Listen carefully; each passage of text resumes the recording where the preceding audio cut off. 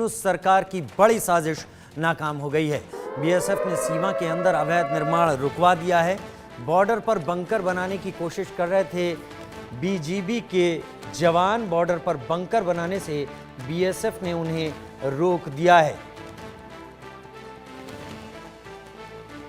Border पर bunker बनाने की कोशिश कर रही थी बीजीबी। बीएसएफ ने बॉर्डर पर बंकर बनाने के काम से रोक दिया बीजीपी को। बंकर बनाने की आवश्यकता, बंकर बनाने की जरूरत क्या है, ये भी एक बड़ा सवाल है। बीएसएफ ने कड़ी आपत्ति जताए जाने के बाद पश्चिम बंगाल में अंतर्राष्ट्रीय सीमा पर बांग्लादेशी नागरिकों और बॉर्डर गार्ड बांग्लादेश द्वारा किया जा रहा अवैध निर्माण रोक दिया है। दरअसल बांग्लादेश में यूनुस सरकार के आने के बाद सीमा पर हलचल चल रही है।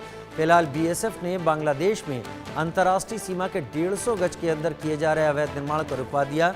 इसी तरह शुक्रवार को दाहग्राम अंगारकोटा इलाके में बॉर्डर गार्ड बांग्लादेश द्वारा 150 गज के अंदर संतरी पोस्ट बंकरों के निर्माण का मामला सामने आया था। जानकारी के मुताबिक पश्चिम बंगाल में अंतर्राष्ट्रीय सीमा पर हाल के दिनों में अवैध निर्माण बढ़ता जा रहा है। हालांकि बीएसएफ इसे रुकवा चुकी है।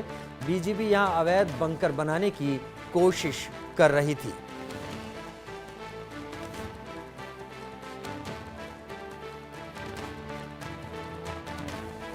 अंतर्राष्ट्रीय सीमा के अंदर बंकर बनाने की कोशिशें फेल कर दी हैं बीजीबी की। बीएसएफ ने बीजीबी द्वारा किए जा रहे अवैध निर्माण को रुकवा दिया है। 150 गज के अंदर ये अवैध निर्माण किया जा रहा था। अवैध निर्माण बांग्लादेश की हर हलचल पर बीएसएफ की सतर्क निगाह है। बांग्लादेश की हर अवैध गतिविधि पर भारत की पैनी नज़र है।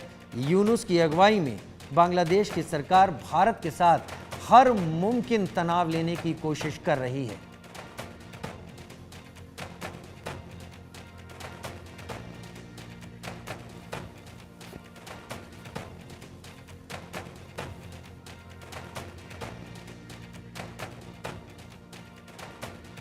Lieutenant colonel retired J S. Sodhi हमारे साथ जुड़ रहे हैं ज़्यादा जानकारी के साथ, और संजीव श्रीवास्तव जी विदेश मामलों के जानकार मेरे साथ जुड़ेंगे।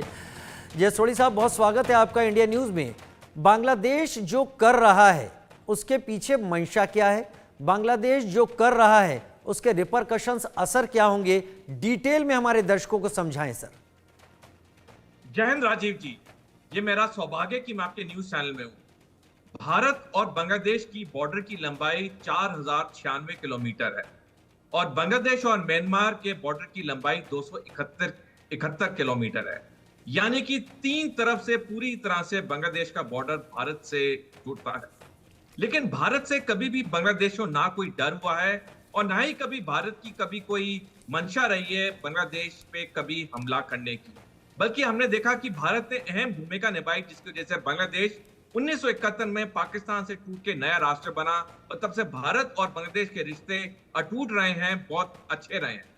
लेकिन सब कुछ बदला पिछले साल 5 अगस्त को, जब शेख हसीना को अपने देश से भागना पड़ा और उसके बाद जब मोहम्मद यूनुस की सरकार आई तो उसके बाद से भारत विरोधी वहां पे काफी कार्रवाइयां शुरू हो गई।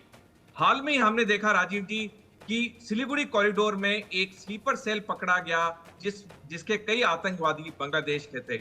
हमने देखा हाल में ही कि बांग्लादेश ने तुर्की के TB2 बैरक्टर ड्रोन का इस्तेमाल किया हमारे त्रिपुरा के बॉर्डर पे, मेघालय के बॉर्डर पे। अब बांग्लादेश ऐसा क्यों कर रहा है? बांग्लादेश ऐसा भारत के खिलाफ इसलिए कर रहा है क्योंकि इसे चीन और पाकिस्तान पूरी तरह समर्थन दे रहे हैं, चाहे पैसे की वजह से, चाहे हथियार की वजह से। और चीन और पाकिस्तान बांग्लादेश को इस्तेमाल करना चाहते हैं भारत पे के अगेंस्ट एक नया मोर्चा खोलने के लिए। मैं आपके चैनल पे कई बार आ चुका हूं और मैंने कई बारी बात की टू फ्रंट वॉर की, जो पाकिस्तान चीन भारत पे करेंगे 2035 पे। लेकिन 5 अगस्त पिछले साल के बाद जिस तरह से बांग्लादेश भारत के खिलाफ हो रहा है, वो दिन दूर नहीं जब खुले तौर पे पाकिस्तानी सेना और चीनी सेना वहां पे अपने नौसैनिक या सैनिक अड्डे बनाएगी और उसका इस्तेमाल आने वाले वक्त में भारत के खिलाफ होगा। इसलिए मेरा सबसे पहले नमन और सलाम बॉर्डर सिक्योरिटी फोर्स को, जिन्होंने बांग्लादेश की ये बंकर बनाने की कार्रवाई को फौरन पकड़ा और उस पर रोक लगाई। और मेरा नमन और सलाम भारतीय सेना को भी, जो कि पूरी तरह से चौकस है कि अगर बांग्लादेश की तरफ से कोई भी ऐसी हरकत होती है उसके लिए हम जवाब देने के लिए सक्षम हैं, सार्थक हैं। सक्षम है, जैसा आप यहाँ पर लगातार कह रहे हैं जे सोढ़ी साहब। लेकिन मैं अब भी अपने दर्शकों के लिए आपसे पूछना चाहूँगा, हम वाकई नहीं समझ पा रहे कि बांग्लादेश को किस तरीके का यकीन दिलाया गया है कि बांग्लादेश जहाँ पर तीन तरफ से भारत से घिरा है, एक तरीके से लैंड लॉक कहेंगे, हालांकि एक तरफ सी का एरिया है, लेकिन वो सी के एरिया से मदद मिलना उतना आसान भी नहीं है। बांग्लादेश किस यकीन पर इतना कुछ करने को तैयार हो गया है?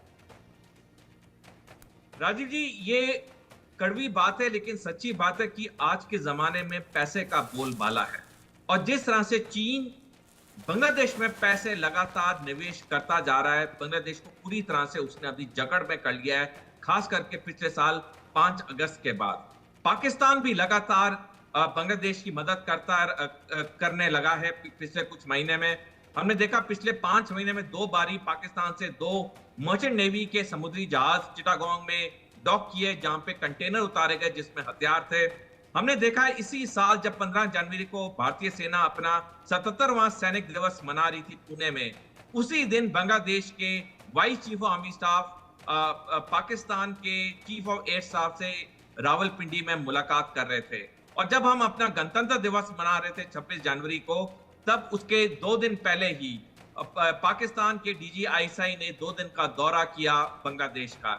ये जो नजदीकियां बांग्लादेश की चीन के साथ हैं, पाकिस्तान के साथ हैं, क्योंकि इन्हें दोनों देशों से पैसा मिल रहा है, हथियार मिल रहा है, तो इनका जो मनोबल है वो ज्यादा बढ़ता जा रहा है। और भारत के खिलाफ उन्होंने कई तरह से ऐसी कार्रवाई की है जो कि बिल्कुल स्पष्ट शब्दों में एंटी इंडिया है। मैं एक और टिप्पणी करना चाहूंगा राजीव जी। अब जो हम सुनते आए थे कि चीन भारत को समुद्री रास्ते से स्ट्रिंग ऑफ पर्ल से घेरना चाहता है, वो उसने कार्रवाई पिछले साल ही पूरी कर ली थी, जब उसने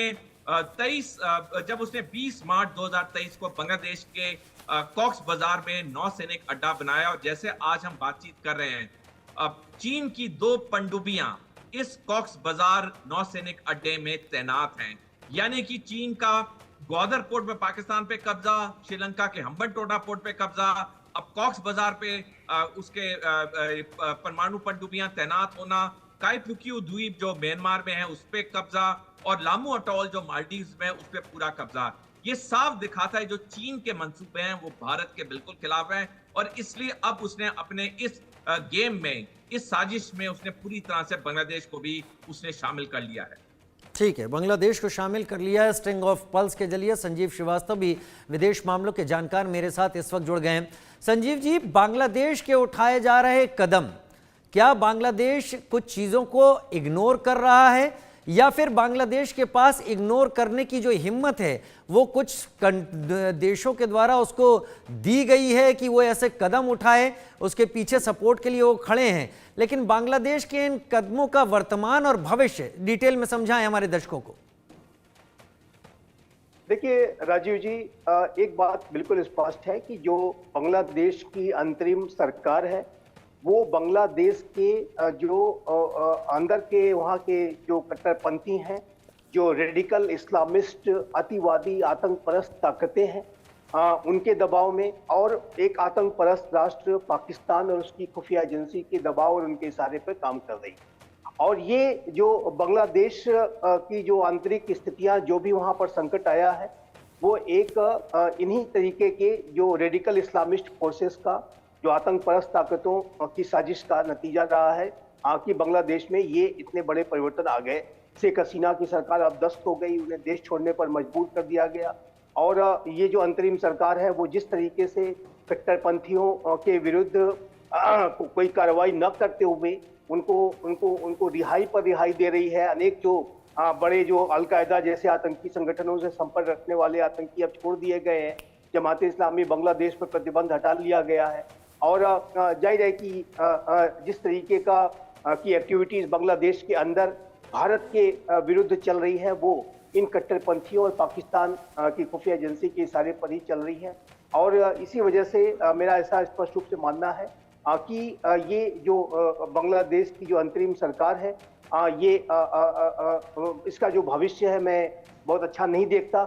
आने वाले समय में जिस तरीके का अप्रोच जिस अप्रोच पे ये सरकार चल रही है, ऐसे में इस सरकार को और इसके मुखिया को भी देश छोड़ करके भागना पड़ सकता है। इस तरीके की स्थितियां वहां पर मैं बनते हुए देख रहा हूँ।